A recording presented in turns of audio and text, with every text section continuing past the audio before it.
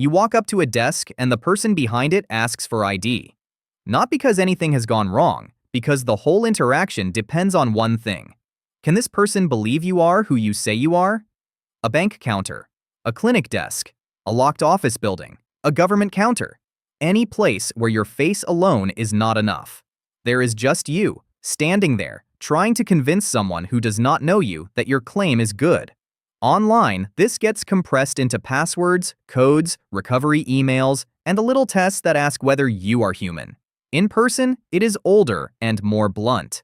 Long before databases, photo IDs, and machine-readable documents, people still had to become believable to someone who had never met them. Because identity is not only a fact about you, identity is also a decision made by somebody else. A gatekeeper has to accept the proof. And before that proof lived inside plastic cards, passport chips, school records, government databases, or encrypted accounts, it often moved through a much messier system. People, paper, reputation, descriptions, signatures, seals, witnesses, institutions, and sometimes someone else vouching for you. In other words, before a password could prove you were you, trust had to travel. Start where this still happens to us. You try to do something simple.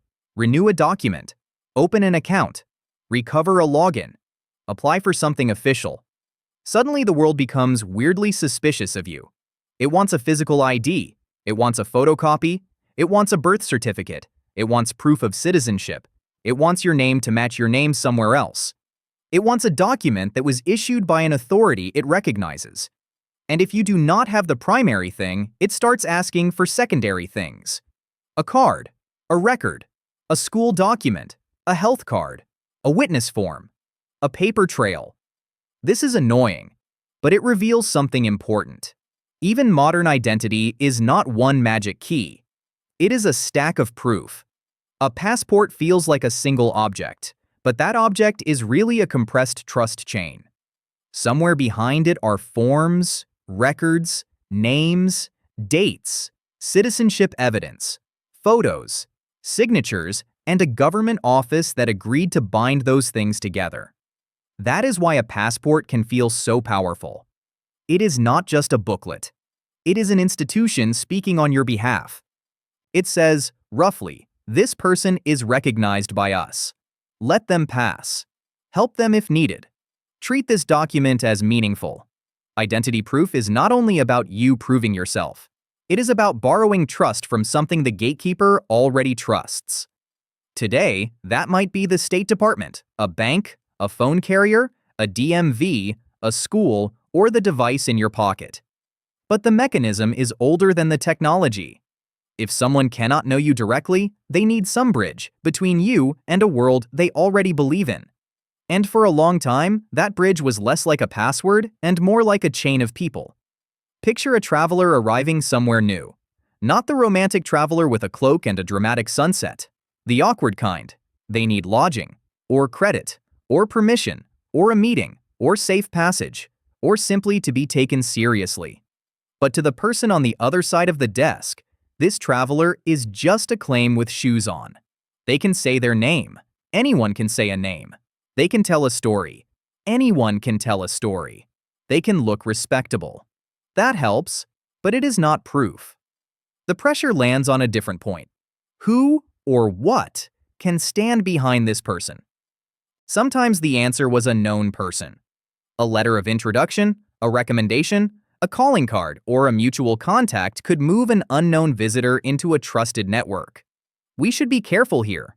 This was not universal, and it was not fair.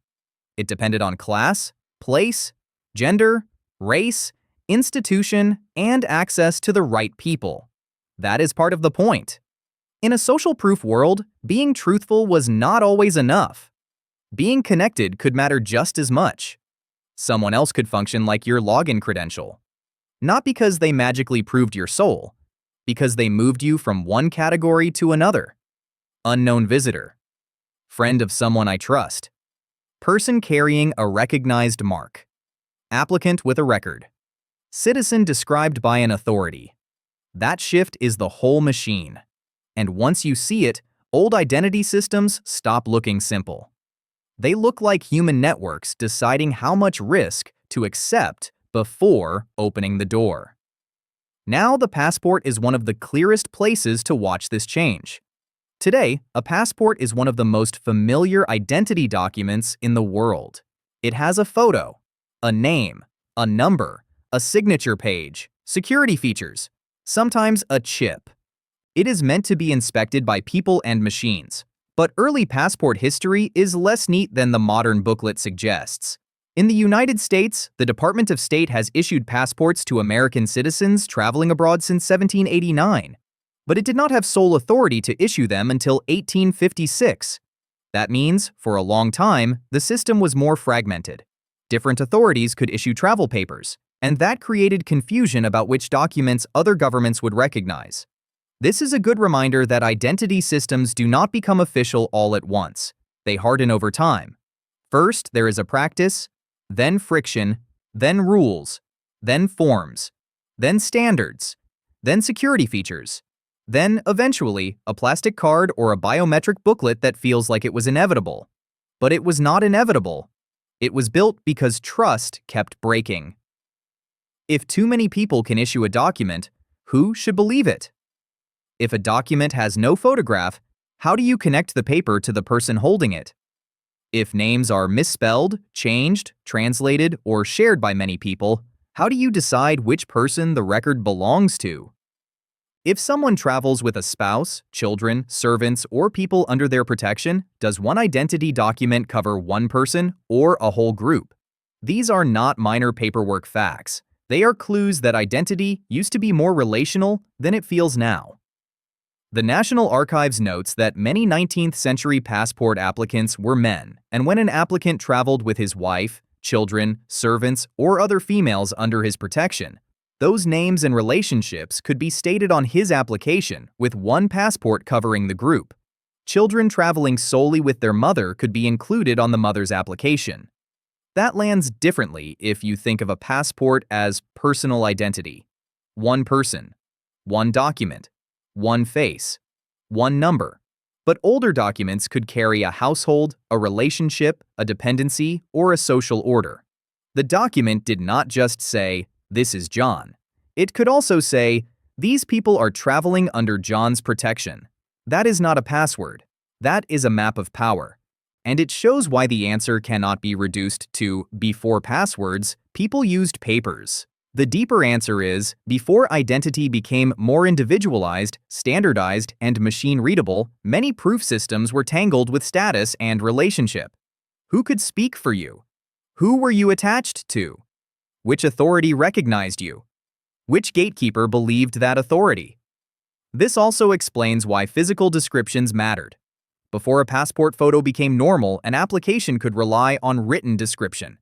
Age, height, forehead, eye color, nose, mouth, chin, hair, complexion, face shape. It sounds almost comically intimate now.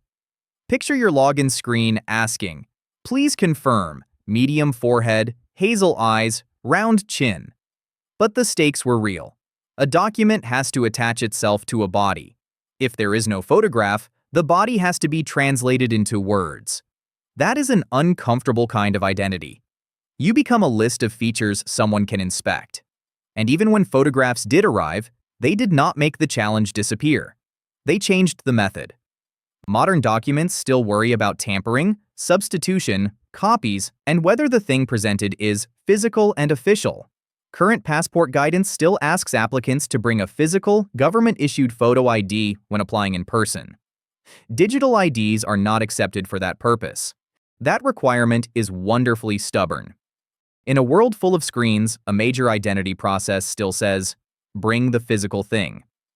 Because trust may be digital in many places, but official proof still loves objects. A card can be examined, a page can be copied, a seal can be checked, a document can be mailed back, a damaged passport can be rejected, a photocopy can be compared with the original. The material world still matters. And when the primary proof fails, the system does something very old. It asks for layers. If you cannot provide the main proof of citizenship, current guidance points to secondary evidence. Delayed birth records, letters of no record, early public records, school records, baptism certificates, census records, family Bible records, doctor's records, a birth affidavit. This is where the modern system becomes almost unexpectedly human. It is not saying, no single perfect document, no identity. It is saying, can enough surrounding evidence make the claim believable? The old trust mechanics are still visible under the newer paperwork. One record might be weak. Several records from different parts of life start to form a net. A name appears here. A birth date appears there. A parent relationship appears somewhere else. A school record places a child in a community. A census record puts a person in a household. A doctor or family record gives another trace. The person becomes believable because the surrounding world leaves fingerprints. Modern identity feels like it lives in one official credential, but it often depends on a whole ecology of records. Your identity is not just what you say. It is what other systems have already said about you. That is why losing documents can feel so absurdly unsettling. You are still here. Your memories are still here. Your face is still here. Your body did not vanish. But the recognized trail that lets institutions believe you has gone thin. To you, your identity is obvious. To the system, your identity is a claim waiting for support.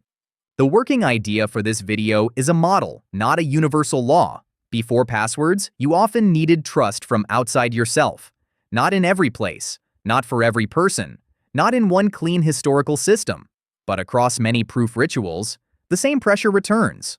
Older proof often depended more openly on human vouching, social position, local knowledge, and documents that carried another authority's word.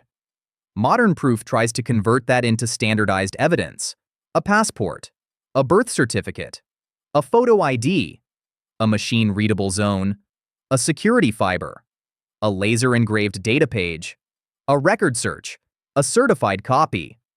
The trust did not disappear. It moved into infrastructure. And that creates a funny reversal. We tend to think old identity was personal, and modern identity is impersonal. That is partly true. But the older system could be brutally impersonal if you lacked the right social bridge. No recommender, no recognized paper, no accepted status, no one willing or able to speak for you. And the modern system can become weirdly personal at the edges when it asks for a witness, an affidavit, a family record, or a collection of traces from childhood. The line between "a person says so" and "a document says so" is not as clean as it looks. Documents are people, institutions, and decisions frozen into paper. A seal is a voice that can travel. A signature is a person compressed into a mark. A passport is a government saying, "We recognize this one." A password is a shared secret saying, "The person typing probably belongs here." A verification code is a phone company, a device, and an account system, all briefly agreeing to trust each other. Different objects, same basic drama. Someone wants through a door. Someone else has to decide if the proof is enough. The sharper test is not what came before passwords. It is what counted as enough? Enough for a merchant to give credit. Enough for a host to open a door.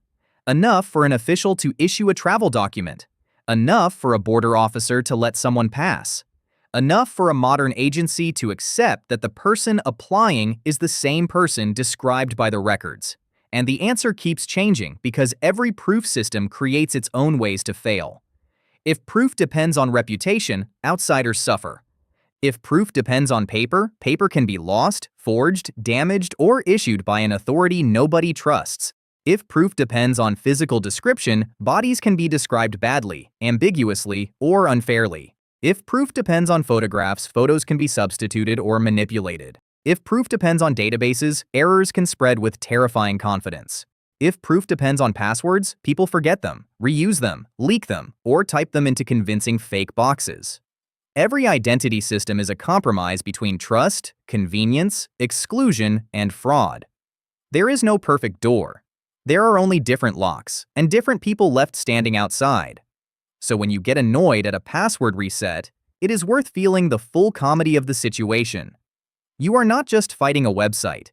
You are participating in a very old human ritual. The ritual says, I claim to be me. The gatekeeper says, prove it. You offer a token. The system asks for another. You look for the one authority it still believes. And somewhere in that little loop is a long history of travelers, clerks, witnesses, seals, signatures, family records, passport applications, and people trying to become believable at the exact moment belief mattered. The modern password did not invent the identity challenge. It just made the gate small enough to fit on a screen. The old world did not run on no security. It ran on borrowed trust. And ours still does.